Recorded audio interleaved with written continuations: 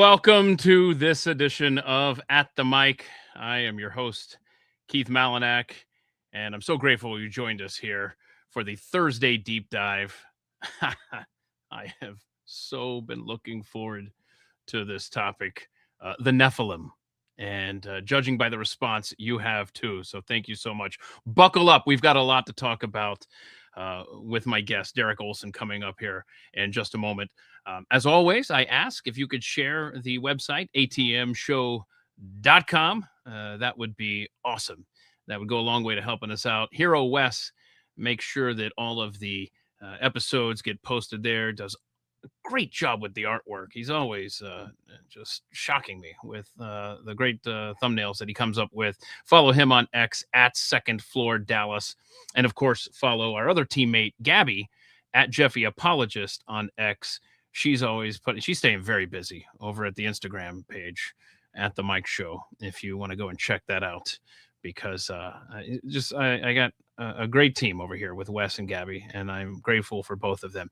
If you missed yesterday's Wednesday Wildcard show, we hung out with Brad for an hour, and then halfway through, we had Nurse Kimberly Overton join us from the remnanthealthcare.org. Just going through her experiences during the COVID era. 6 years ago it's been, my goodness. And I really would encourage you to go and listen to that conversation if you haven't yet. She had a lot to say. And now, as you know, if you've been tuning in to At the Mic for any length of time here, this topic, this show today on the Nephilim, this has been delayed multiple times, and every one of those delays is the fault of yours truly. It was, Murphy's Law, one thing after another. And I'm so grateful for my guest, Derek Olson, for understanding and rolling with it. And finally, we made it happen. So he hosts a YouTube channel that you need to subscribe to. It's youtube.com, and it's Megalithic Marvels. Megalithic Marvels. Derek does an awesome job over there. So informative with the shows that he, especially for this one, that really piqued my curiosity. And I just want to commend you, Derek, for an awesome YouTube channel and for covering some cool stuff, especially about the Nephilim. Thanks for making time, man. I appreciate it. Hey, Keith, thank you so much for the invite. Honored to be here at the mic and really excited about what we're going to dive into in this show. I'm telling you, this topic is so fascinated. And before we get started, though, let me do this. I mentioned your YouTube channel, Megalithic Marvels, but one of the things that you do is you take these international field trips, man. Like, you go to a lot of these places that you talk about. That's what makes your show stand out, I think, above others, is that you go to these places and you take us with you. When's your next international getaway to one of these sites, man? What's up next for you? Yeah, I appreciate that. My next tour is actually coming up here in May. I'm going to Peru and Easter Island. One of my favorite places on the planet is Peru. Yeah. And then I'm doing another trip back to Peru in September because this tour sold out. We got one coming in September. We're also going to do Bolivia. And then I'm going to ancient Turkey, October. And then we're going to end the year at the Great Pyramids in Egypt, the 1st of December. So people can go to megalithic.marvels.com/tours to check out the options. Man, we have so much fun on these tours. We have the best guides. You're going to learn on my tours the real forbidden history of these areas, these regions, the history. It's one thing to talk about this stuff, but for me, it's just so exciting to go and not just see, but touch and go inside these superstructures that I believe were built by ancient lost civilizations who had ancient lost technology. So that is, and I don't know how deep we're going to get today, Derek, when it comes, because this topic of the Nephilim is so deep, and you get into it on your channel with some of the conversations that you have had with Gary Wayne recently have been just jaw-dropping. And you mentioned the lost technology. You mentioned the pyramids. All this stuff is connected to the Nephilim story, and I don't know that people realize that. I know this audience is very interested in this topic. I've gotten so many people have told me, "Hey, when's that show that you keep teasing?" And again, that was my apologies for it being delayed for a couple months there. But I would think that those that read the Bible, there's probably three camps when it comes to Genesis 6 verses 1 through 4. There's probably the one camp that I was in for probably, I don't know, 35, 40 years of my life that was like, you saw it, you didn't really think much about it. You're just like, huh, okay, and moved on with your life.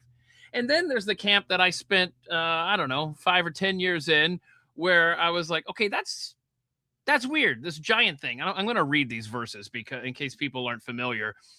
And now I'm in the third camp where I am actively seeking more information about this topic because it's really mind-blowing when you not only look at those verses in Genesis, but then other texts that you do such a great job of bringing to light. I want to read I'm gonna read verses 1 through 4 from Genesis 6, if I may, and then I'm just gonna turn you loose, Derek, and you take it from there. But here's what it says here.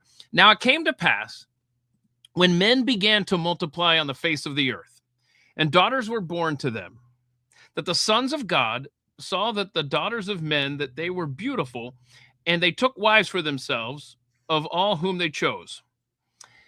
And the Lord said, my spirit shall not strive with man forever, for he is indeed flesh, yet his days shall be 120 years. And then here's the kicker. I love this one here.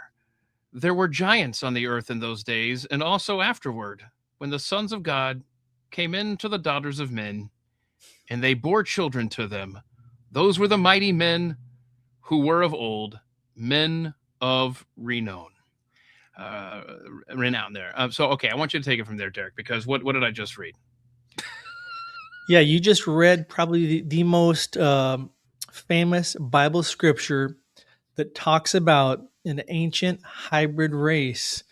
I say hybrid because, they could be giants, but they were also other things as we might get into. But they weren't fully human. They were the Nephilim. Now, mainstream, unfortunately, sadly, most pastors, Bible scholars would just chalk that verse up to, this kind of weird race it talks about. That was just the evil lineage of Cain that was started to breed with, the daughters of Seth or whatever. Mm-hmm. But when you go down that rabbit hole, that presents whole other sets of problems. So yeah, we got Genesis 6:4 right there talking about there were giants. That's the Hebrew word Nephilim on the earth in those days, and also afterward. So it's talking about before the flood, but then it's also talking about somehow they came back after the flood, which we'll get into. Yeah. And it says clearly that these sons of God came into the daughters of men. They bred with women and they bore children. These were the mighty men who were of old. Now, when we add that scripture in context, let me read you two other scriptures to kind of set this up, because context is so important with this discussion. Here's another scripture I'll throw at everybody. Numbers 13:33. It says, there we saw the giants. The descendants of Anak came from the giants, and we were like grasshoppers in our own sight, and so we were in their sight. Now, if you grew up in church like I did, you always heard a million times about the story of the spies, the Hebrew spies, scoping out the land, and Mm-hmm. they sent out 10, and a couple came back with a bad report. And well, the context they're not giving is that these Hebrew spies went into Canaan and saw the giant tribes of Anak. This was a specific tribe descended from the Nephilim post-flood. Okay, there's a reason the spies were freaked out. They were seeing 9, 10, 11 plus foot tall hybrids, not just big, slow guys. We're talking about, think orcs from Lord of the Rings or the Right. Uruk-hai, right? Super strength, super speed, and all kinds of crazy anatomical genetic anomalies. Here's another Bible verse, one of my favorites, 1 Chronicles 20, verse 6. It says, quote, yet again there was war at Gath. where there was a man of great stature with 24 fingers and toes, six on each hand and six on each foot. And he also was born to the giant. I could go on, but there's three scriptures, right? Right. Yeah, and you haven't even mentioned David and Goliath. Yeah. Yeah. Goliath being the most infamous of all the Nephilim. How tall was Goliath? Do we know? If you use the, I think it's the royal cubit, he was, about 11 feet. Right. That is. I mean that's a giant. That qualifies. Right. And there's a reason David took 5 smooth stones from the stream, and it's because there were 5 famous giants in this region. David figured that if he took down Goliath, the most famous, that his brother Lami and the other 3 would come to fight him. And so, again, that's right where that last scripture I read talks about there was this giant that had 24 fingers and toes. And there's a reason David cuts off Goliath's head. I'm so glad you brought that up. That is one of the fascinating things that you and Gary Wayne discussed recently. Tell us, why sever the head of Goliath? Yeah, when you get into the other ancient texts and legends surrounding the Nephilim or these men of renown, again, if you believe what the Bible, I believe, says and what the book of Enoch expounds on, which we can get into, that these giants called the Nephilim, they were the progeny of human women, right? And fallen angel fathers, the Watchers. Okay. So they have human abilities and traits, and they also have superhuman abilities and traits. And this is why they, again, had at least the original generations, the first generations had this super size, but they also had super speed. And they had, I believe, elongated skulls for the most part. And I believe the elongated skulls we see in Paracas, Peru, and elsewhere, these were descendants of the Nephilim, which I can get into as well. Yeah, that's something that you mentioned. The I guess the carvings, right, of Yeah, the like the daughters of was it the pharaoh at the time there? Like, Akhenaten, yeah. yeah, and you see that, and you just think, well, that's weird. But again, when you couple it with this knowledge, Mhm. it is this stuff's connected, man. Yeah, so all over the world, the ancients were cradle headboarding their skulls, right? They were trying to make the infant skull elongated. Well, the cradle headboarded ones, that was just the general population trying to emulate the ruling elite hybrid masters who had natural elongated skulls, like we see in Peru, which we'll get into. But again, I believe they descended from the ancient giant hybrid races who most likely had elongated skulls because they were communicating at strange resonances. That's incredible. And there's ancient Ugaritic texts that basically describe how these Nephilim giants, they were called, quote, kings and healers, and they could basically heal themselves, right? So this is why they were so hard to kill, as Gary Wayne points out. In a battle with a Nephilim, imagine if he cuts off his hand, he can grow it back rather quickly, right? They can regrow limbs, they can regenerate their body, likely through frequencies. And that's why David cuts off Goliath's head, because you had to sever that before it could heal itself. So, because David, the Bible says he takes it out with a stone, right? The giant falls, as the new Amazon series, House of David, they've done the best job of kind of visualizing this, because it's crazy. We're now living in a day where the Nephilim have gone mainstream, right? We've got Yeah. this House of David series.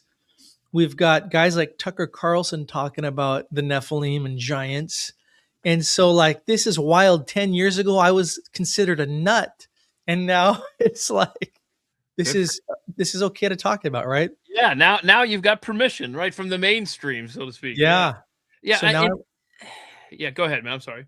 I was gonna say, so now I'm okay, but that's why David cuts off the head, Yeah. because he knows he has to sever these resonance properties. And then the Bible says that David, he actually takes that gigantic sword, I believe, and his head where this battlefield was. It's a long way if you do the map to Israel, to Jerusalem. David carries the skull all the way to Jerusalem, and guess where legends say he buried Goliath's skull? Do you know, Keith? Do tell. Golgotha, the place of the skull. Now, Golgotha, also known as Calvary, where Christ was crucified. I've been to Jerusalem. It's crazy approaching Golgotha or Calvary. It's a natural rock outcropping just outside the city, this hill. And guess what? It's been carved into the face of a skull, meaning the rock has been artificially shaped to look like a skull face, like Skeletor out of He-Man. Now you're singing. Now you're So, speaking my language. so it's 3D imagery. You've got Golgotha, the place of the skull, but legend says it's also where David buried the skull of Goliath. Now, do the play on words. Golgotha, Goliath of Gath, Golgotha, Goliath of Gath, Golgotha. It's very eerily similar, right? Sure is. Yeah. And That's so the deeper imagery here is of the crucifixion, where you've got Christ crucified, the blood dripping down, going back to the prophecy of in Genesis that says, you know, I will cause hostility between you and the woman, between your offspring and hers. He will strike your head and you will strike his heel. It's like that's the fulfillment. Christ is crushing the head of the seed of the serpent, which goes back to this illegal race. Here's the cosmic chess match imagery. According to the Bible, you've got God creating humans in his own image, right? But then you've got these watchers descending into our atmosphere on Mount Hermon. The Bible says, or the book of Enoch 1 says, there are 200 watchers descended on Mount Hermon. And this is where they chose to marry women. They didn't just want to breed with women. They wanted to marry and have lineage. They wanted to set up kingdoms, and they wanted to be kings and rulers. And so the point was they were creating this hybrid race, which God considered an illegal creation, right? Mm. In order to breed out all of humanity. So not only were the giants, as we'll get into, devouring mankind, killing them, cannibalizing them, but they were also slowly breeding out the purebloods. If you get my drift, according, you know, this kind of rings true to 2020 and the jabs, right? Mm-hmm. The hybrids were breeding out the purebloods, and eventually the Redeemer would not be able to come, if that makes sense. And so all of this suddenly, funny, takes place right before what? The flood narrative.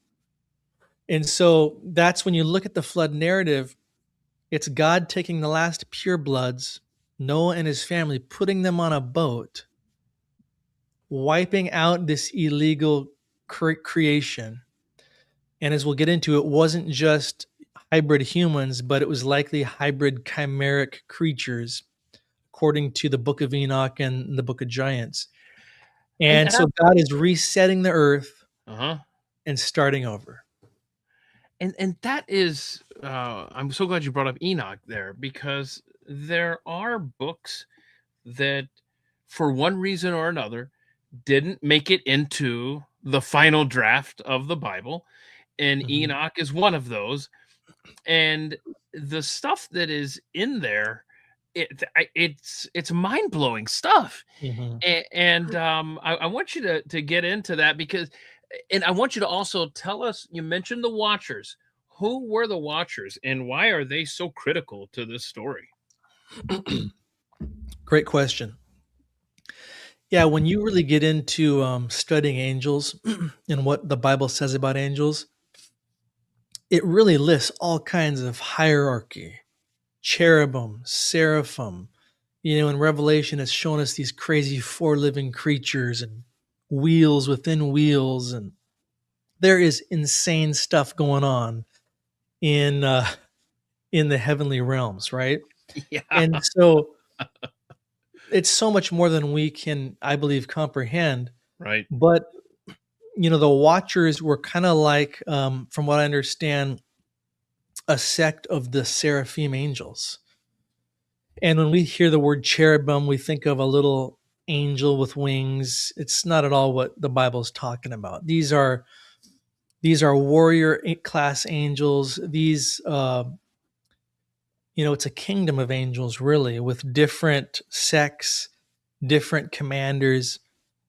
And so the Watchers were essentially seraphim like angels who, again, we know that Lucifer falls, from glory. And what do we see in Genesis, in Eden? We see the serpent, right? Mhm. And he's taken on some kind of form. We know he's a supernatural being, but he took on a form of a serpent, right? Well, we see the same thing a couple chapters later in Genesis when it says um, Abraham is out there sitting under the tree, and here he comes, and he sees uh, these men approaching him. Right? It was really the angels on their way to wipe out Sodom and Gomorrah. Mm. But my point is, they took on flesh because Abraham offers them lunch, wants to wash their feet, right?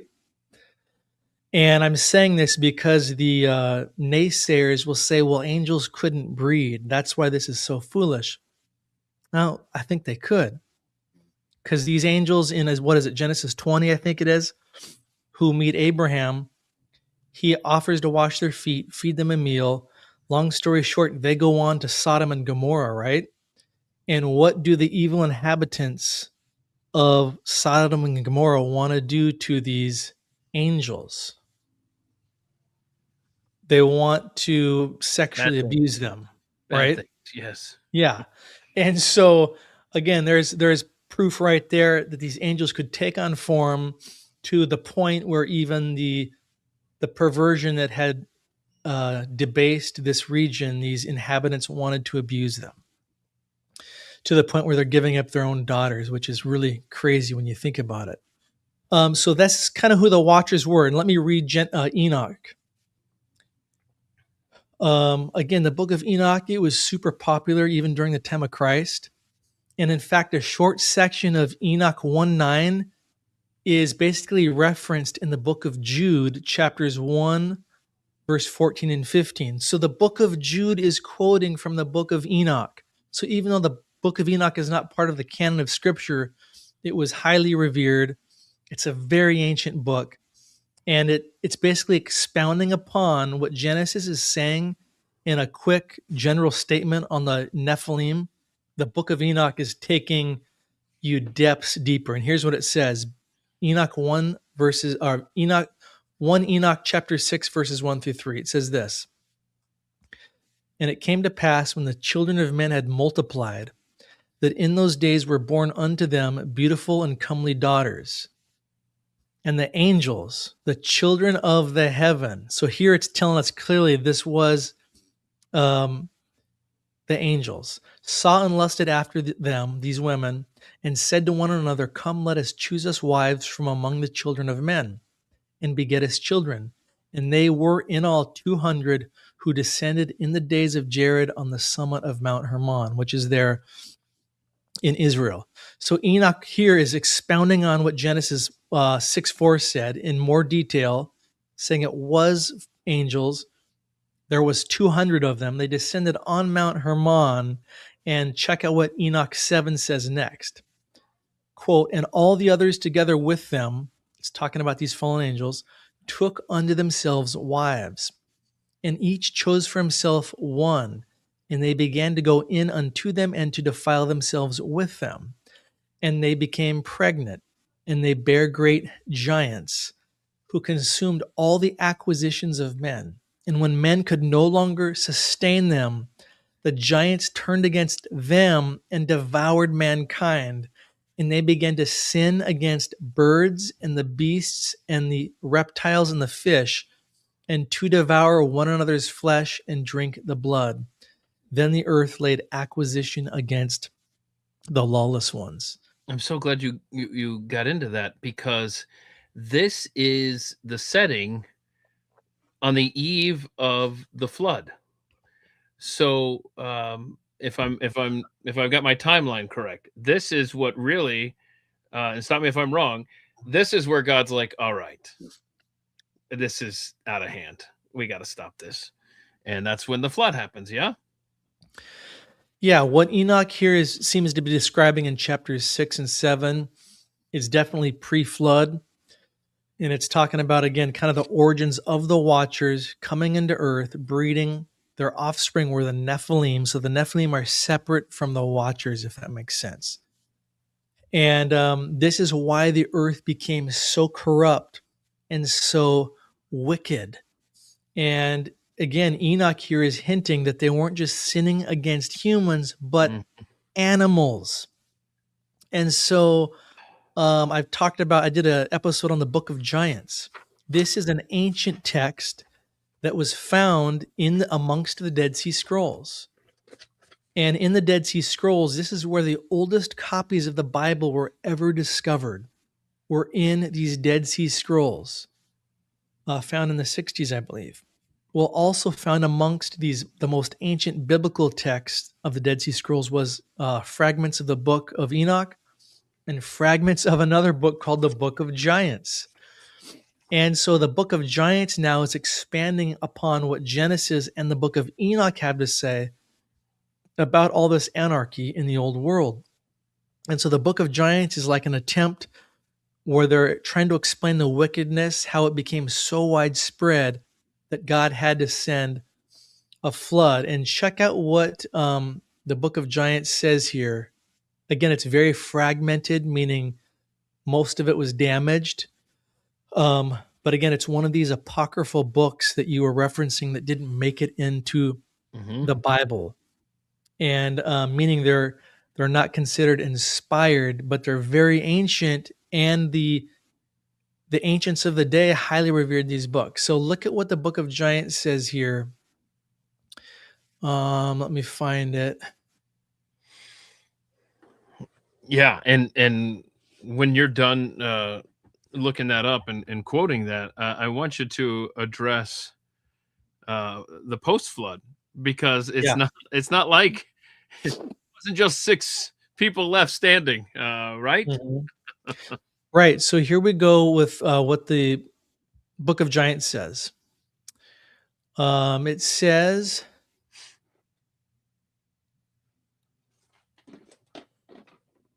wow, I just lost it again. I'll paraphrase, but it basically says how I've been there. Trust me, I know how it goes. I lost internet 2 minutes before we connected today. I get it. Oh, that must have been scary. I was terrified because I was like, he's going to connect while I'm disconnected. Oh, no. Oh, here it is.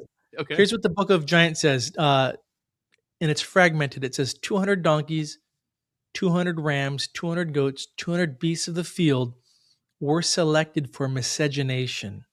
They defiled, they begot giants and monsters, and behold, all the earth was corrupt. So if you believe what the Book of Giants is saying, the old world looked more like Narnia than it does today. And what were you wanting me to address next? Yeah, just talk about, like, it's not like there was the Nephilim, we had the big giants, we had the flood, and then everything's cool. Now we're good, right? I mean, no. We still had in fact, one of the fascinating things that you mentioned that just came to mind is you got Josephus.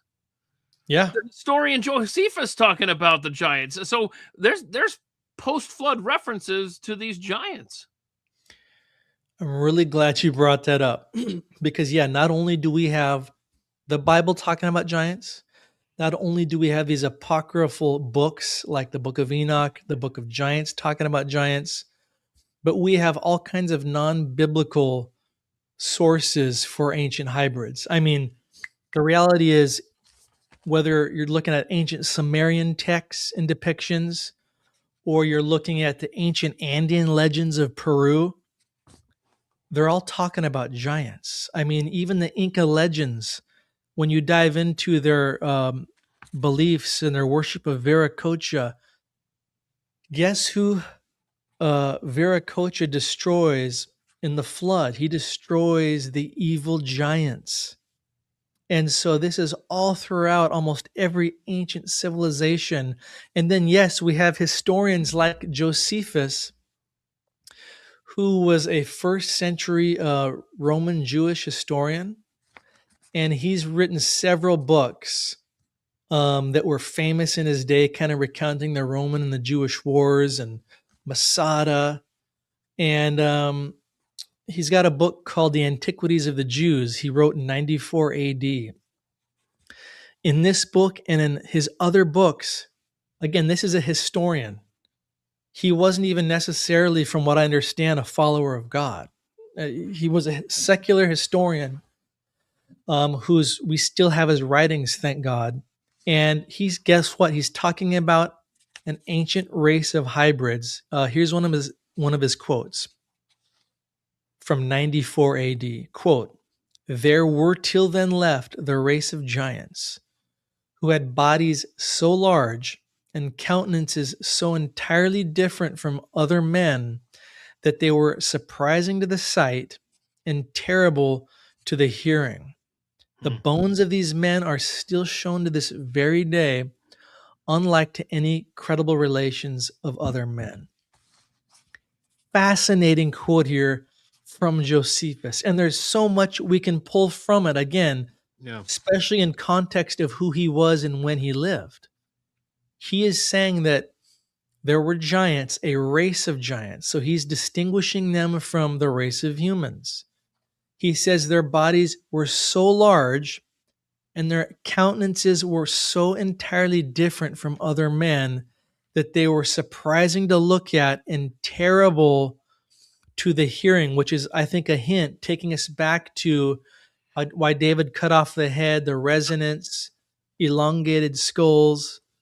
And the craziest part is he says the bones of these men are still shown to this day. So he's basically saying in whatever they called the museums, they were probably featured like, wow, look at these are the ancient race we wiped out. Yeah. I mean, 100 years after Christ. Yeah. He's referencing these giants. There's so many things that you said there that I want to expound on. Let me do this, since you just mentioned museums of the day. Let's talk about our own Smithsonian and our government. If we can, if this audience can agree on one thing, it's that our government is in the habit of lying to us and hiding things from us. And that applies right to this whole thing about giants, right? Like, what is happening over at the Smithsonian that's being kept from us? Great question. Well, when you look at it, sadly, up to this point, Darwinism has been the prevailing paradigm that's become the status quo in mainstream kind of history and archaeology, right? So therefore, any evidence that seems to conflict with the paradigm is, kind of hidden away, tucked away.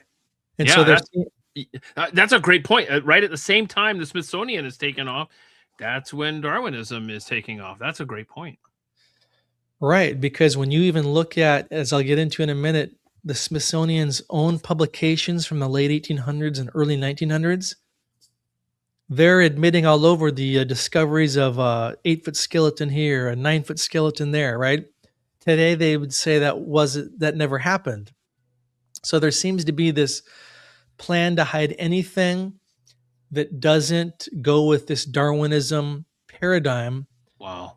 And I say that because a race of, tall giants, that kind of totally blows apart the evolutionary uh, timeline, at least that they present to us, and it points you to the Bible, right? Mm-hmm. And so in 1990, there was a law that was passed called NAGPRA. Have you heard of this? No, not at all. NAGPRA. It stands for Native American Graves Protection and Repatriation Act. It Okay. was passed in 1990. So, in a nutshell, the law basically states that anything ancient that's found, like a skull, um, anything that's found, it belongs to the Native Americans, and it needs to be removed from public display and buried according to the traditions of the Native Americans. How convenient. Right. And so now the Native Americans are an amazing culture, and anything that is theirs should be given to them. I agree with that. Yet there's so many things that have been discovered that even the archaeologists who found them said this is not Native American. And therefore, it should not be hidden. It should not be buried. And I could give you countless examples, whether it's Kennewick Man, discovered in 1990. Mm-hmm. When you find the actual original photos, this thing had an elongated skull. If you go to the museum today, like I have, and see their little cheesy display, they've shrunk it down to just be this tiny little skull that they say, oh, it was just extra old, 11,000 years old, no big deal. Or the Lovelock Cave Okay. skulls. I was gonna bring that up. I'm glad Yeah, you. that's another one where we've got these legends of the Lovelock Cave giants, which I can get into. But yeah, there's people that have claimed to have seen the skulls and even photographed them in a back room of the Humboldt Museum. And the director of that museum was on record. I have her quote as saying that we can't display these publicly because the state doesn't recognize their legitimacy. So again, the big takeaway here is that we actually have laws on the books where, unlike in Peru, if they find this incredibly elongated skull, they can put it on public display for us to go photograph, right? If we find something like that here, it disappears, never to be seen again, even though elongated skulls have been discovered right here in America. L.A. Marzulli, in fact, found photographs of elongated skulls discovered on Catalina Island in California, and they tried to hide those. So, yeah, that's kind of what's going on with the Smithsonian. But let me back up a second and say this. We've talked about what the Bible says about giants, right? And what the book of Enoch, the book of giants, what Josephus says. A lot of people don't realize that, again, up into the late 1800s, early 1900s, newspaper publications all over America, including reputable places like the New York Times and the Scientific American, guess what they were reporting on a weekly basis? Giant skeletons that were unearthed in mounds, in caves, in riverbeds. And so the European colonists who arrive here in the New World, they find this thriving culture settled by the Native Americans, but as the gold rush is happening, as wagon trains are pushing westward, they begin to discover the remains of this other culture that predated the Native Americans, where they found these giant earthen mounds constructed with ancient knowledge, mathematics that had withstood the ages. And guess what they found when they would dig in these mounds? These 7, 8, and 9 foot usually long skeletons. How crazy is that? I seriously, there are so many. Every time you say something here, Derek, I've got 6 or 7 questions that are kind of spokes off of this stuff. Let me think here. Let's go back to the Lovelock Yeah. cave for a second here. Explain what that was Mhm. and what was discovered there, Yeah. because that's a whole that could be a Thursday deep dive in of itself. Yeah. Oh man. Yeah, it's incredible. In fact, this is one of the stories that took me down the rabbit trail of doing this I full wanted time to now. ask you what really got you Yeah. going in this realm with your awesome channel. Yeah, it's something like Well, this, huh? yeah, well, I'll say 2 things. One is I grew up always enamored by history and the pyramids and Easter Island, and I would read, Genesis 6:4, and I was always fascinated by the as a kid, I knew there was something more to the Nephilim, but nobody could explain it to me. I've asked countless pastors and I've been ignored. I've Yeah. essentially been ignored, almost just either dismissed or not even a reply to the email. Mhm. Right, so I was always curious about these things, and then in 2012, I was living in California at the time. One day, I remember I was Googling images of ancient ruins, and up pops a photo of these polygonal, colossal, megalithic mortarless walls in Cusco, Peru. And I just froze in my seat. And my first thought is, how have I never seen these ruins before? Mhm. I was pretty well versed in some history and ancient ruins, and how had I never? I knew immediately this was special. This was superior to most of the ancient ruins I'd seen of temples and you know Mayan pyramids. And so, if you read the mainstream Wikipedia, it's going to tell you, oh, the Inca built the megaliths of Cusco, right? That's a cute story. Well, somehow that connected me to a guy, I think it was Brian Forster, who lives in Peru and has a channel dedicated to the megaliths of Peru. And I stumbled upon one of his videos, and he was breaking down how, in just real common sense language, how could the Inca have made this superstructure when they had copper chisels and hammers, which rank a 3 on the Mohs scale of hardness, with diamond being a 10, when this stone is andesite, which is a 7 on the Mohs scale of hardness? They couldn't do it. That's like taking a butter knife and trying to cut through a wooden tree. It's not going to happen. Or I Mm. should say, a plastic butter knife. Yeah. And so that got me thinking, what? And so, long story short, I ended up going to Peru a few years later. I saw the megaliths up close. I saw the elongated skulls up close, which we got to talk about as well. I was hooked. I came back with all this footage, and I had just like this passion that there's a hidden history that no one's talking about. And so I launched Megalithic Marvels, and here we are today. But Mhm. well, during that time I was Googling ancient ruin images, is when I stumbled upon this Lovelock Cave story. And I'm thinking, what? And then I mapped Lovelock Cave, and I realized, you know what? This is in driving distance from where I am in Sacramento. And so I convinced my friend to go on a road trip with me. He thought I was absolutely nuts until we got to the cave. So let me tell the Lovelock Story Cave. Yeah. So, the Paiutes of Nevada have this legend that in the ancient past, they went to war against a ferocious tribe known as the Sitika, which said were red-haired cannibalistic giants. It was a giant tribe. And that their legend stated that this this giant tribe of red-haired giants was wiping them out. And so they consolidated a federation of other tribes to join them to exterminate this giant tribe. And according to the legend, they somehow backed these giants into a large cave, and then they set it ablaze with fire-piercing arrows and basically snuffed them out, suffocated them. And this is how they defeated the giants, somehow tricking them into this cave.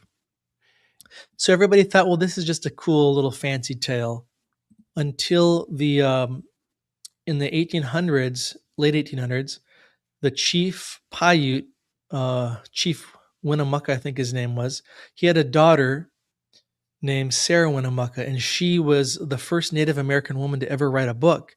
So she writes this book about her life in the Paiutes. It's called Life Among the Paiutes.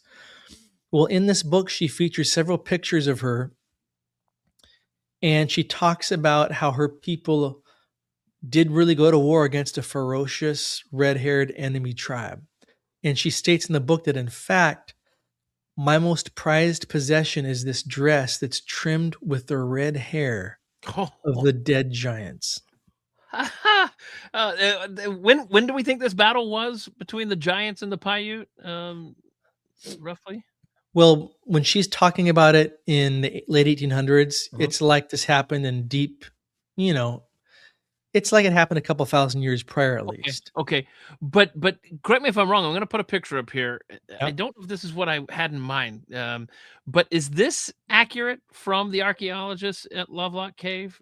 Does that look familiar to you? Yeah, that no, that's not from Lovelock Cave. Okay. But that is a highly uh thought of photo Mhm. of a supposed mummy, a giant that somebody had, yeah, in the late 1800s. Okay. Yeah, because that's not the photo that I'm thinking of. I'm thinking of more, and I'm going to keep looking here while you're talking, but I'm thinking of almost like miners or something, Yeah.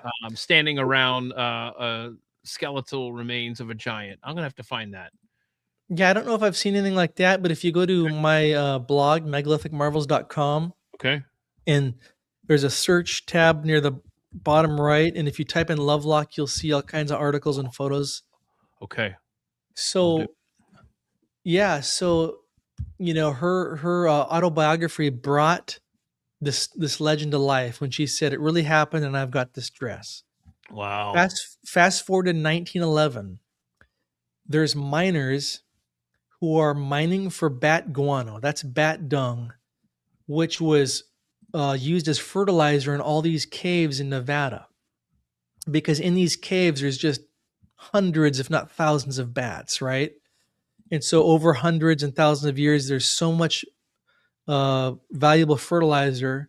Imagine having that job that they can scoop out of these caves. So that's what these guys were doing in 1911. They were in this giant cave, middle of nowhere, Nevada, scooping out the guano, and guess what they begin to find?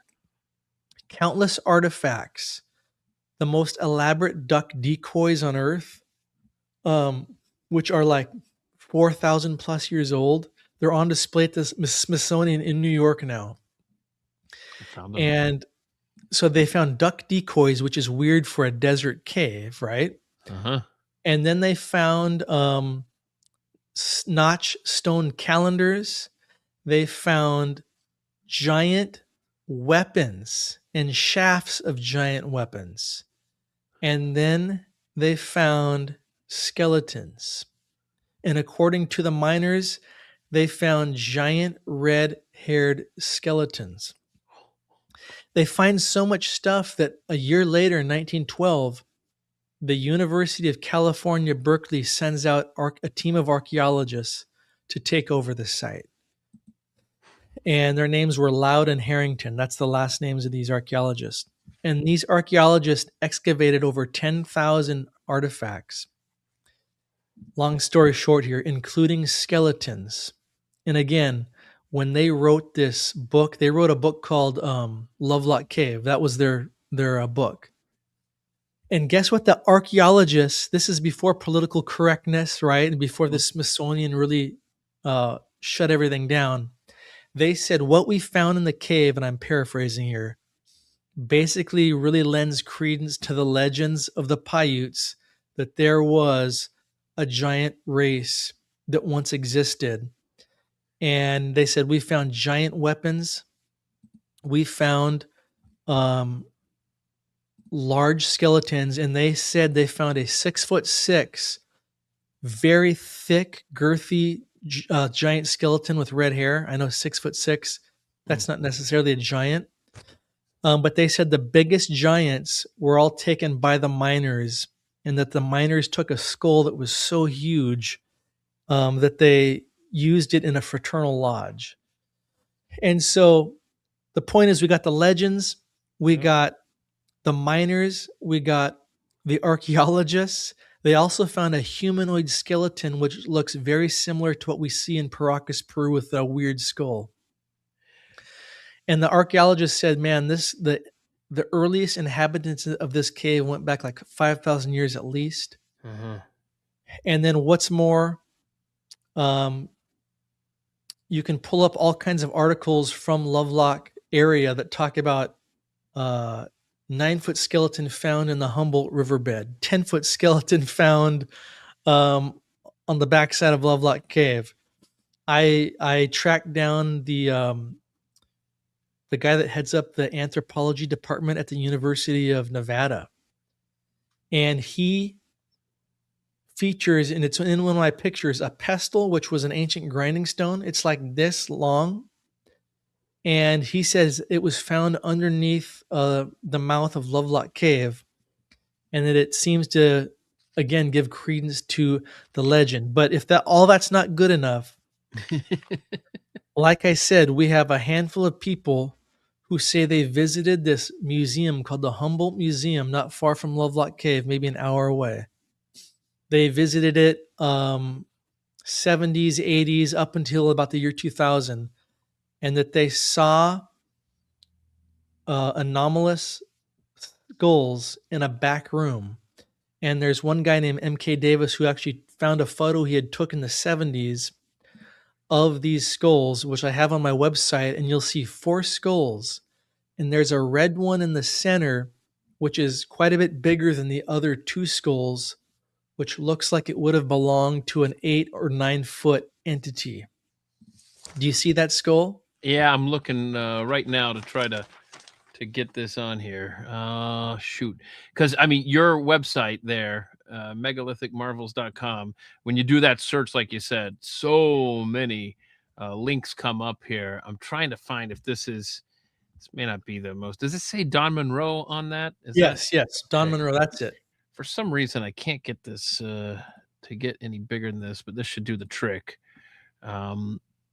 Is that the picture you're talking about there? The 4 skulls? That's it. Yep. Okay, cool. Wow. Okay, so that's a big head there. Yeah, you can see it's quite a bit bigger than the other skulls surrounding it. Yeah. So Wow. that's the Lovelock Cave story. And so we've got news publications, again, especially the New York Times. I've got all kinds of these documented on my website there. Here's a couple of headlines just to give you a taste. Okay. And these are all straight from the New York Times. 8-foot skeletons with filed teeth found in Virginia cave. 8-foot skeletons found in underground vault.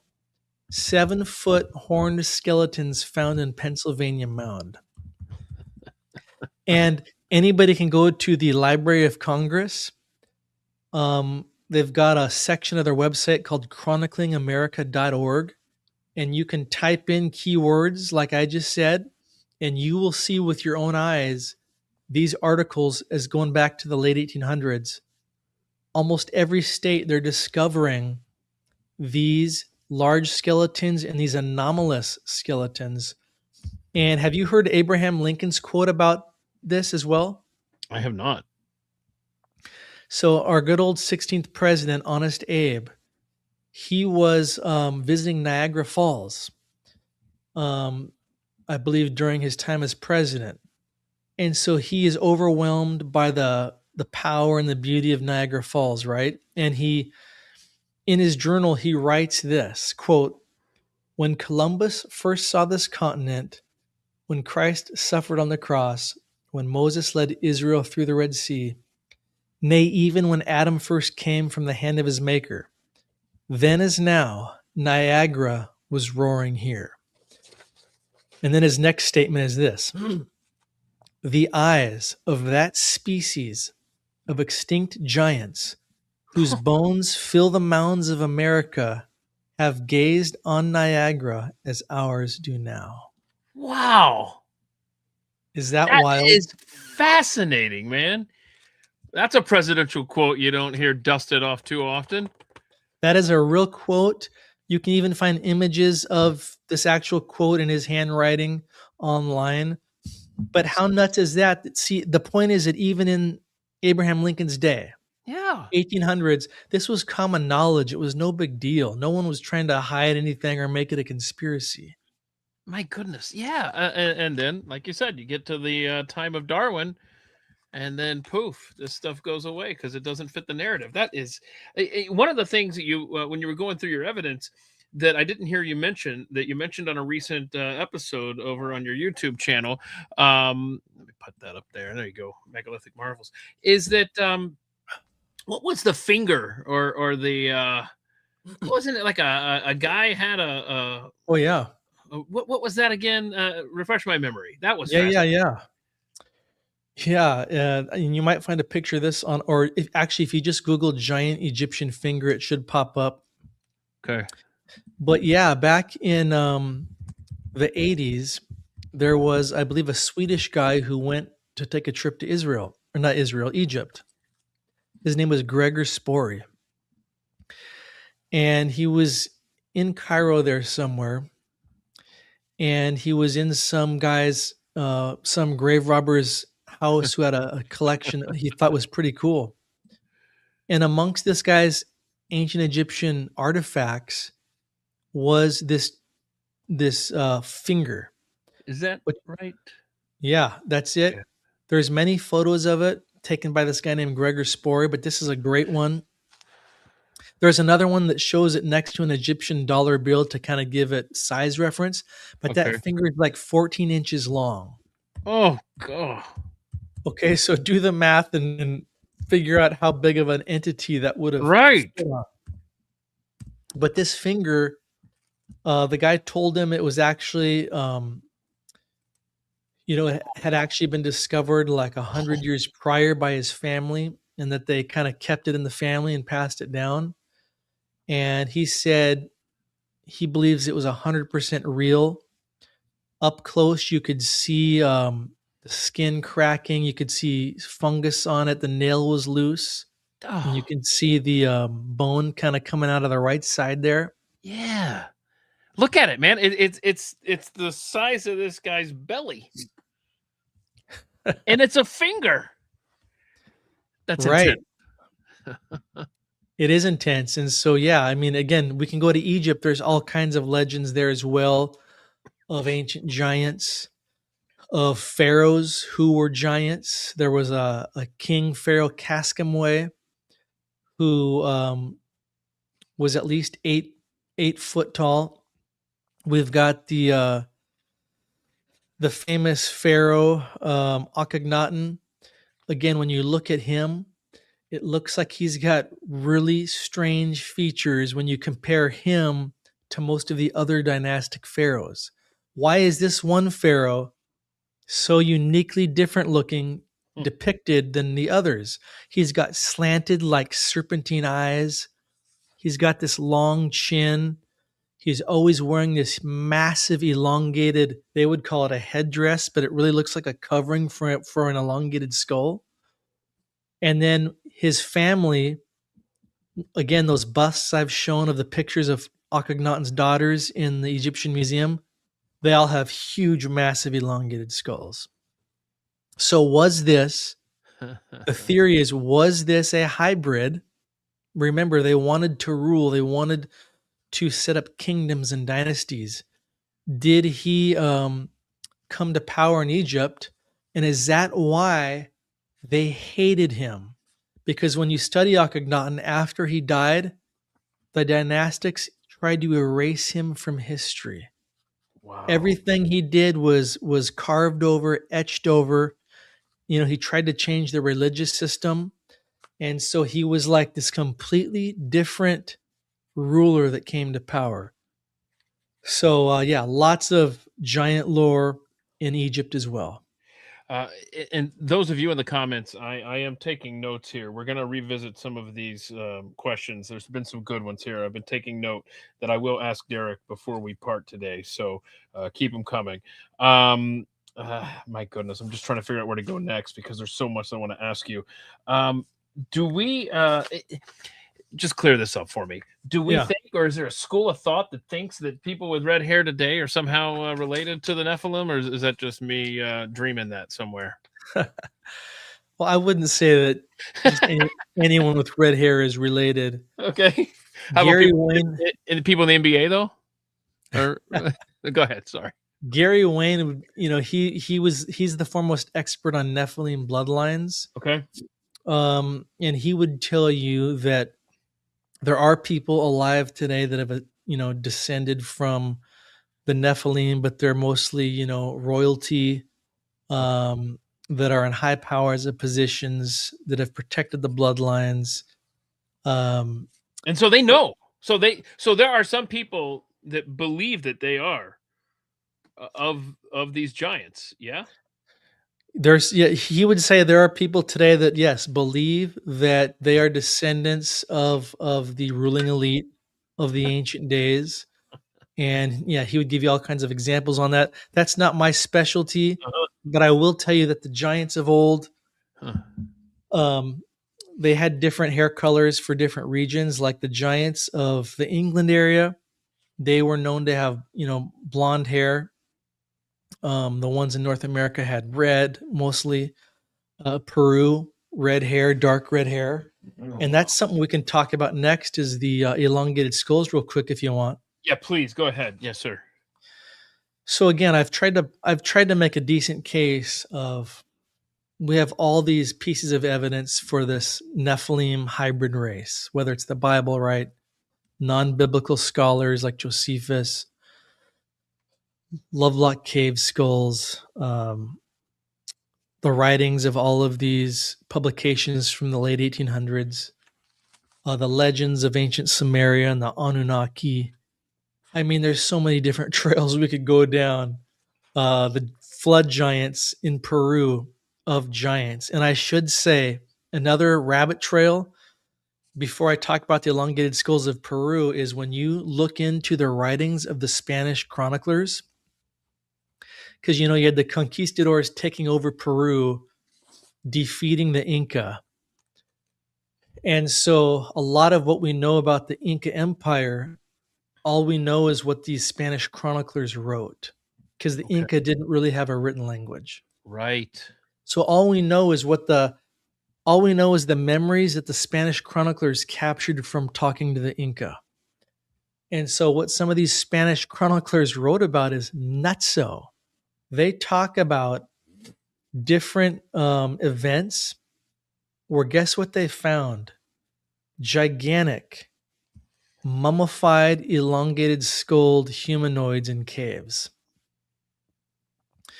They talk about one point these because what was happening is the priests were going in the Inquisition and they were trying to wipe out anything that was occult or witchcraft, right? Uh-huh. And so they were relic hunting. They were going into the Incas caves. And I should just say this was well, I'll go there in a minute. They were going into the Inca caves to take away their mummified malkis. Malki means mummy. And the most prized possessions of the Inca wasn't their gold and their silver.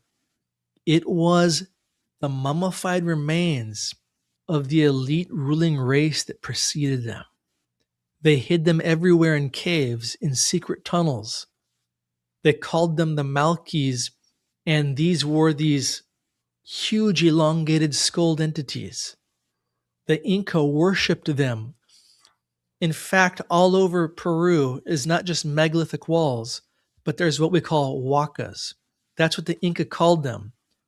These are any megalithic trapezoidal precision cuts that you see in caves or out of the Mm-hmm. bedrock. They were made by a lost civilization with lost technology. Again, we're not even talking about a wall that could have been made with geopolymer. We're talking about you go into a cave. Anybody can look up a cave called Napa Iglesia, my favorite place in Peru. I've talked a lot about it. This is a remote cave high in the Andes. You hike way up there. You go inside this trapezoidal cave, and inside is what looks like a precision laser cut Stargate that spans the entire wall. It's got to be 100 feet long. And it's like 7 layers deep, where it ends in this faux door that looks like you're going to walk into the mountain.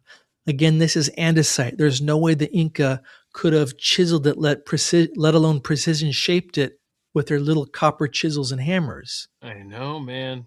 The Inca found this But when you get into the legends, here's where it's crazy. The Inca, what they were doing is they were finding these ancient sacred sites and they were repurposing them. They called them wakas. So what they would do is on the summer and winter solstices, the high days, when they believed the energy vortexes were open, the Inca would come to these sites and guess what they would bring out behind the corner? Their mummified Malkis, these ancient hybrid elongated skulled humanoids. They would set them in what they called the portal. Mm-hmm. Now, this isn't me saying it. This is the Inca legend saying what I'm about to say. Okay. I love it. The Incan legends say that on these high days, these solstice high energy days, that somehow these mummified humanoid entities would become animated and would speak to the Inca and tell them what to do and, give them prophecies. And how nuts is that? So the point is, the Spanish chroniclers talk about how they even found giant Malkis as well. So that takes us to these elongated skulls. The skeptics will say, well, this is just cradle headboarded people. No big deal. Well, again, the general population was cradle headboarding, but they were trying to look like the elite few, if that makes sense. Mm-hmm. The elite few had natural elongated skulls, and most of these skulls were found in Paracas along the coast down there. And these natural elongated skulls have all these genetic anomalies, larger eye sockets, huge, thick jawbones. They're missing the sagittal sutures that our skulls have. On many of these natural elongated skulls, guess what's found at the back of the head? 2 dots in the very back of the head where some type of tubes came out of them. What's more is they have anywhere from 25% to 40% more cranial mass than we have. Cradle headboarding can change the shape. It can't magically add more cranial volume. These were 100% genetic hybrids. See now and you touched on. I mean, that is fascinating in of itself. But you touched on the wall that you referenced that in the cave, and Yeah. and it's so obvious to anyone being intellectually honest that ancient technology as we know it didn't build this stuff around the world, whether it's pyramids or temples or just even walls and stuff with the exactness of these things. And one of the most fascinating things from your recent discussions with Gary Wayne is that these are apparently lost technologies that so we like to look back at ancient times and think, man, we are so far ahead of where they were. But I get the feeling that we're the ones trying to play catch up with them. This is lost technology, yeah? 100%. Yeah. We would be told today that we're the zenith, the height of technology. No, we're just barely scratching the surface of what they mastered in the Golden Age. Almost every civilization has legends of a Golden Age where the gods mingled with men. When we go back to the book of Enoch, I read you a couple scriptures out of chapters 6 and 7. The parts I didn't read talk about how, guess what, these fallen angels had to trade the fathers of the earth women they married for their hand in marriage. They had to trade them secret knowledge and technology. And it talks about that's what they traded to be able to marry and intermarry and have children. So there was lost civilizations, there was lost technology. I mean, if anybody can ever come on a tour with me, especially my Egypt tour this year, or Peru or anywhere, but I'm just thinking of Egypt right now. One trip inside the Great Pyramid will shatter any doubt you had at lost technology. It's like entering a high-tech machine-like structure. Right. When you go inside the pyramid, it's not just a bunch of blocks stacked up in a triangle. This thing has 70-ton granite blocks inside the so-called king's chamber. I say so-called because I never found a king in there. This was a resonance chamber, and there's 70-ton blocks that were lifted 300 feet high inside. When you go down the 300-foot passageway that goes to the subterranean chamber, it's super steep, right? Mhm. You have to crouch over because you can't fully stand straight up. My point is, it wasn't. You can tell it wasn't designed just for humans to be going inside of. It was more like a maintenance shaft for some device that went down, because you have to back braking, bend over all the way down and up while you're holding on to the wooden railings they've put in modern times, and wooden staircases they've put in modern times. How would the dynastic Egyptians of 3000 BC, who get the credit for building this as a tomb, how would they have gone down the bare megalithic slick passageway with giant statues and sarcophagi on their way to a funeral procession? There's no, they would have never gotten out. It's so steep, right? Yeah, And man. so one Oh. trip inside you go, there was something far greater going on here. Um, and so anyway, that's a rabbit trail, but I know No, we no. have. Go ahead, please. Oh no, I know you got some questions, so we better get to those with the time we got left. Yeah, I'm seeing the time here. Just real quick, talk about what happened to you when you went to that temple with that natural energy. You took your shoes off in it, and it just was incredible, right? In the King's Chamber?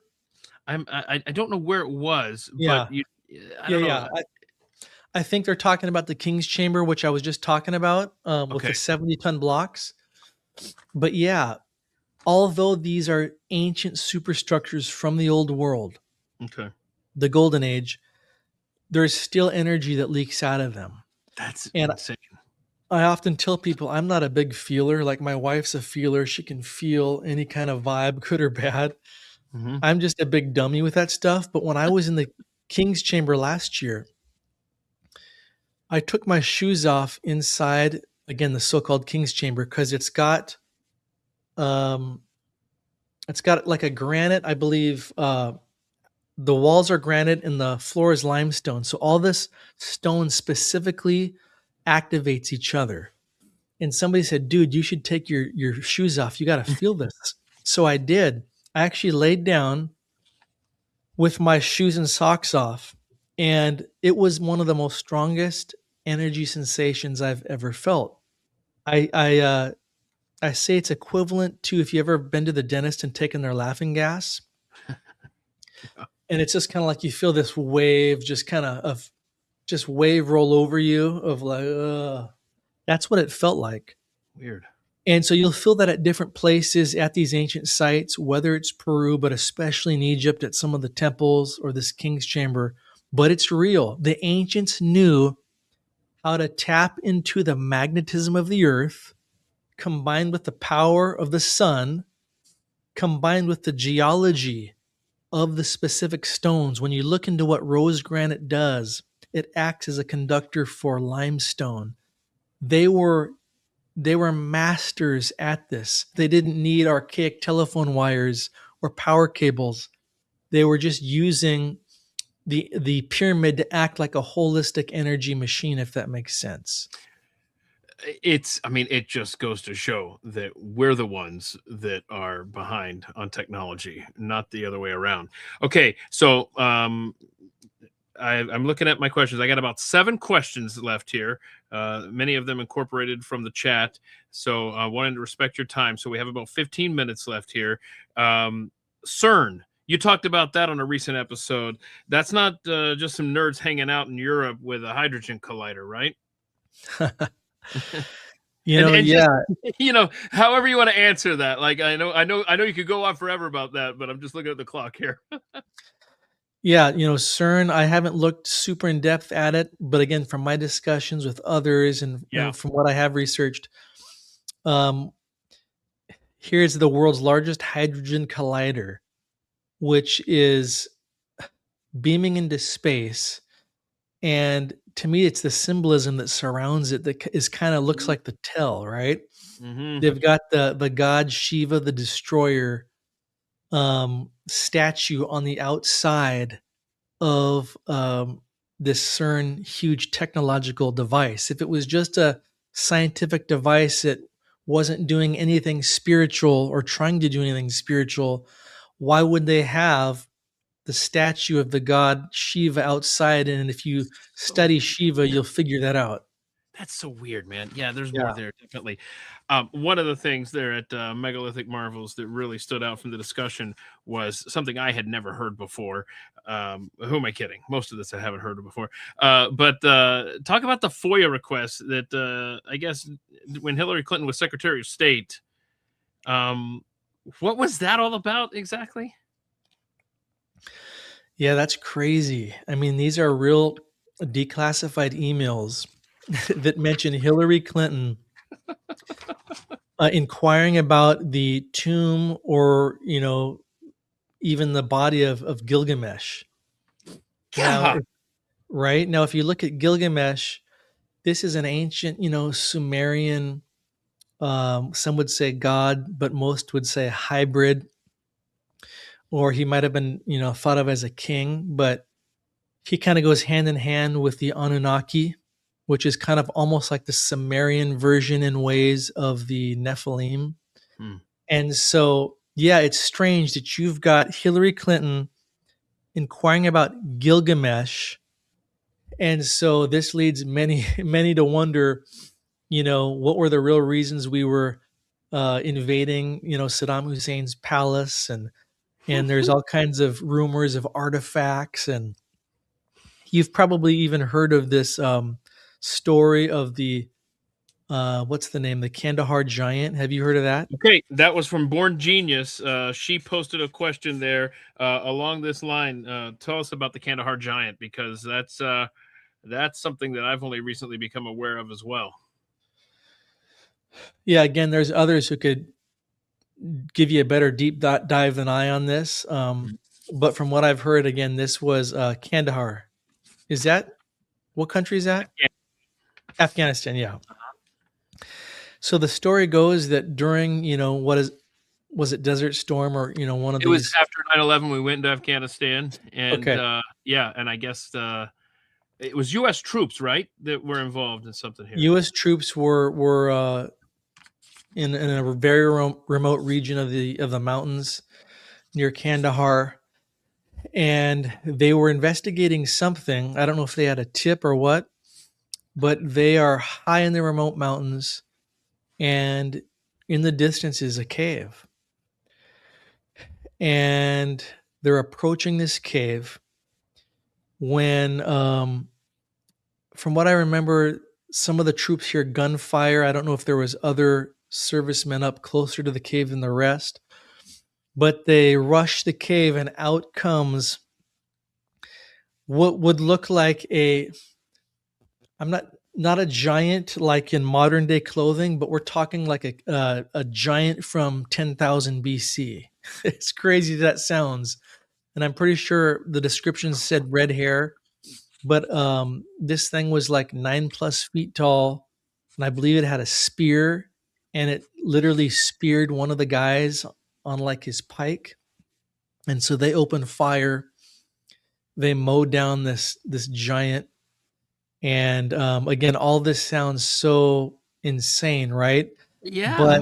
what's given it credibility is I think there's one or two witnesses, at least one, the main witness of this story who talked to Ellie Marzulli was the helicopter pilot who was responsible to fly the giant in this gigantic helicopter or plane, one of those two, to a base in the US. And the helicopter pilot says that he literally saw it on a pallet. They were trying to have it covered, but it was so big, one of its arms was hanging out. And I think he saw some of the red hair. Oh my And so goodness. that's the Kandahar giant Oh, tale oh my. of a possible giant. Okay. Old guy with a microphone asks if they did DNA tests on that giant finger we had earlier that was How many inches was it long? 15 inches or so? What was that? 14 or 15, yeah. Yeah. Okay. So any DNA tests you know of on that? Nope, I haven't read that there was any DNA tests, but the guy that photographed it said that the owner who owned it, his family in the 60s paid to have it x-rayed and stuff like that, Mm. and that the x-rays came back, this is an authentic finger with everything a finger would have in it, so. Golly. Okay. Um, let's see here. Where am I going next? Mandalorian Patriot was asking if there was if the giants that we were talking about earlier in the program were they around at the same time as the dinosaurs? Wow. That's a deep question. And Deep, before deep you answer, question. I will say, sir, if you ever find your way to Dallas, Texas, I got to take you to the ICR Museum, where there is evidence that um, that dinosaurs were around in the not too distant past, with certain drawings and stuff at castles and what Mhm. have you. So Oh, I yeah. just find it absolutely fascinating. It's absolutely fascinating when you consider all this. Hey, I would encourage everybody to follow my friend on Instagram. His name is Travis Roy. He has an account called Giants of Ancient America, Okay. and he posts lots of articles about giants in these headlines and these articles. But what really sets Travis apart is, and you'll appreciate this being in Texas, Mm-hmm. he's posted some crazy photographs Uh-oh. of him discovering what looks like arrowheads or axe heads that are about this big. Okay. Yep, giants of ancient America. Okay. Instagram. Okay. Go ahead. And Sorry. he's found these, whether he calls them arrowheads or axe heads, this big along certain riverbeds outside, I believe, the greater Dallas area. What's more, he found photographs of giant footprint of his foot next to it. Okay, and it's gonna blow your mind because this thing was for like a 10-foot tall entity. And what's his name again? Travis Roy, Giants of Ancient America. Does Look he for the live here in Dallas? Yeah, he lives somewhere there. Oh, I'm gonna go have a beer with this guy. Yeah, you got to have him on to talk about these giant footprints he's found. Wow. Yeah. So dinosaurs, I mean, there's so much there. This could even get into the gap theory that some people talk about. I don't think we got time to unpack it all, but I think there is. I guess I'll answer this. I think there's definitely a possibility that they were simultaneously roaming the planet. Nice. So, Big Poppy asked, any connection there between the Nephilim and UFOs? Oh man, I think there could be a huge, massive connection. When you study this topic of the Nephilim, some would tell you, well, I should say, let's start with, aliens. Some would tell you that aliens are Nephilim 2.0 repackaged, meaning that if the Watchers were genetically starting this breeding program with women to create a hybrid race, right? Mm. Well, what did mankind eventually do? They somehow wiped out the illegal race. Well, God did the first time. And then the second time, this is why God's telling Joshua, Moses, Israel to wipe out the inhabitants of Canaan. It's not because God is advocating for mass murder. It's because these were all hybrid, diluted Nephilim tribes. So that's why, again, the spies of Israel see the sons of Anak, that the Israelites looked like grasshoppers in their sight. Right. God's telling them, this time you got to take dominion. I reset the world the first time. Now you've got to take dominion. This is why all of David's mighty men, when you read, what is it, in 2 Samuel, the one common thread of David's mighty men is they're all slaying hybrids. They're all slaying um, giants or hybrids. In fact, I'll prove it to you with a couple of scriptures to close Wow. this out. Okay. Okay, so we've got what is this? First Chronicles 12:8. It says, "And of the Gadites there separated themselves unto David into the hold to the wilderness men of might and men of war, fit for battle, that could handle shield and buckler, whose faces were like the faces of lions, and were as swift as the roes upon the mountains." When you kind of do a breakdown of the Hebrew there, it says the Gadites were wilderness men. This is from the Hebrew word, guess what? Gibberim, which also runs with the word giant and Nephilim. And so these Gadites might have been mighty warriors who were Nephilim like lion hybrids. And then this is one of my favorites, 2 Samuel 23:20. It says, quote, "And Benaiah the son of Jehoiada, the son of a valiant man of Kabzeel, who had done many acts, he slew 2 lion-like men of Moab." Wow. Right?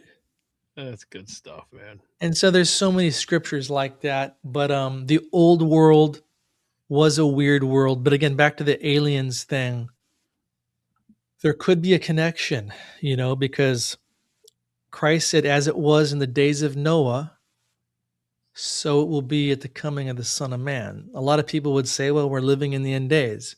Okay, well, what was happening in the days of Noah? Everything that we just discussed was happening in the days of Noah, which was why I believe God sent the flood. It was Nephilim genetic breeding. It was hybridization. Okay? So, with the technology we have today, Yeah. right? I mean, we know the governments have breakaway technology that's at least 100 years ahead of what we know of now. If that's true, and if Hillary is doing FOIA requests for the body of Gilgamesh, follow me, Nephilim DNA, cloning, technology. So that's one aspect of it. But then the other aspect of it is, did the Nephilim, did they kind of go off world?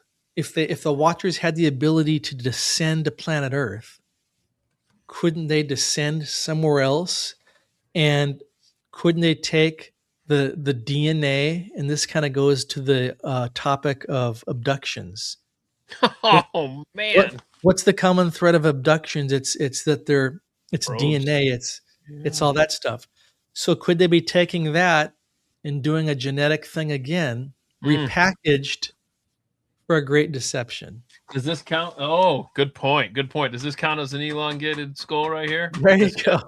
So, well, let me just leave you with this last thought there.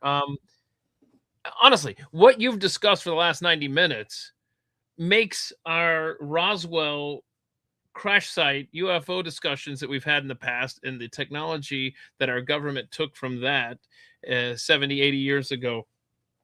I mean, this is literally a whole new world, and it's just fascinating to even think of, and right down to the modern references, like you said, with Abraham Lincoln and the discoveries and the knowledge that was freely shared up through the late 1800s, early 1900s. Mhm. I think it's absolutely fascinating stuff. I want to leave people with this thought: a little tease for youtube.com/@megalithic marvels.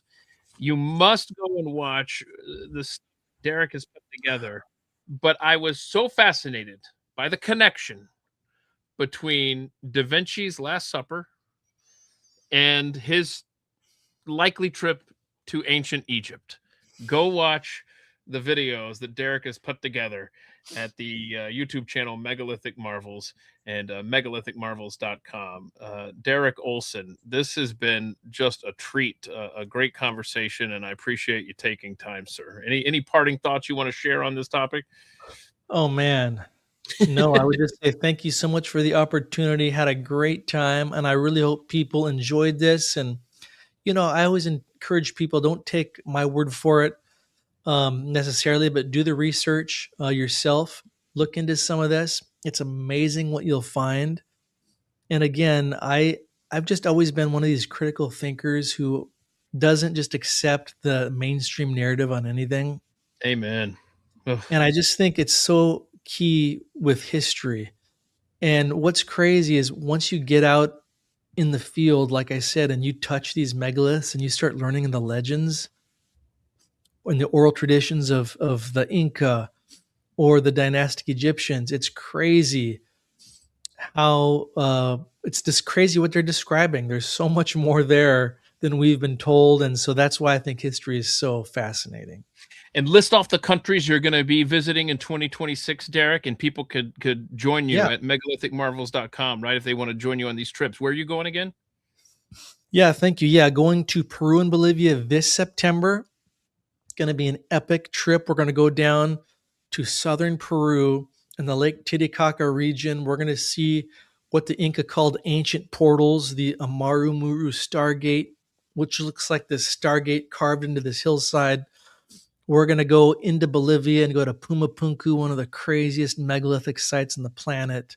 Oh, And then we're going to take a road trip up, whoever wants to do it, and go to Machu Picchu and see the can't miss stuff in Cusco. And then October, I'm super excited. My first ever time to Turkey. It's like the one place I haven't been. So we're going to ancient Turkey. We're going to see Göbekli Tepe, one of the oldest sites on earth, Karahan Tepe, and all the can't miss sites. And then again, that's October. And then December 1st to the 12th, going back to Egypt. We're going to have a private visit inside the Great Pyramid for 2 hours, just our group, where we get to run around and see anything we want inside there. There is nothing like it. And that's so go to megalithic marvels.com/tours. megalithic marvels.com/tours. Derek Olson, it has been such a treat. Thanks for taking time, and thank you to all of you who have joined us today. We'll see you in about 22 hours from now, right here for the Friday live stream. Until then, be safe, everybody. Thanks so much, Derek. I appreciate it, man.